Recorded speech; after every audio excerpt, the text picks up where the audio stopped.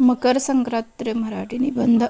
आपल्या देशात दरवर्षी खूप सारे सण साजरे केले जातात. सणामुळे लोकांमध्ये एकतेची भावना व आनंद वाढतो.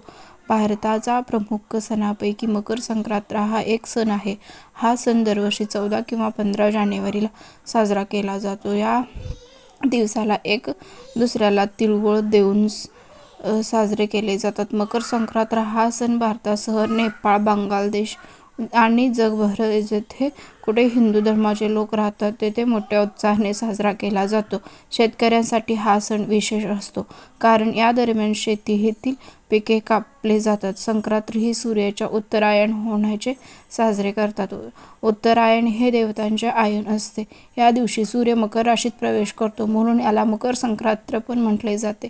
या दिवशी सूर्याची पूजा केली जाते. मकर संक्रांतीनंतर दिवस मोठे व रात्र लहान होत जातात. आपल्या देशात वेगवेगळ्या सणांना वेगवेगळे पदार्थ खाल्ले जातात. मकर संक्रांतीच्या दिवशी देखील तिळगुळ बनवून खाल्ले जातात.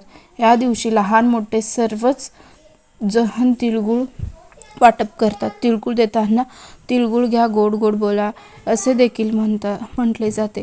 थंडीच्या दिवसात तिळगुळ खाल्ल्याने शरीराला उष्णता मिळते. या दिवशी लहान मुले आई वडील तसेच मोठ्यांचा आशीर्वाद प्राप्त करतात. मकर संक्रांतीच्या दिवशी उडवण्याचे देखील महत्त्व आहे. विशेष करून गुजरात व राजस्थान या राज्यामध्ये पतंग उडवले जाते. या दिवशी पतंग उडवणे मागे करमणूक हा उद्देश असला तरी थंडीच्या दिवसात पतंग उडवल्याने शरीराला सूर्याची उष्णता मिळून ही जीवनसत्व प्राप्त होते. त्यामुळे जीवनसत्व अभावी होणाऱ्या शारीरिक समस्यांपासून आपण दूर राहू शकतो. अशा पद्धतीने मकर संक्रांतीचे महत्त्व आहे.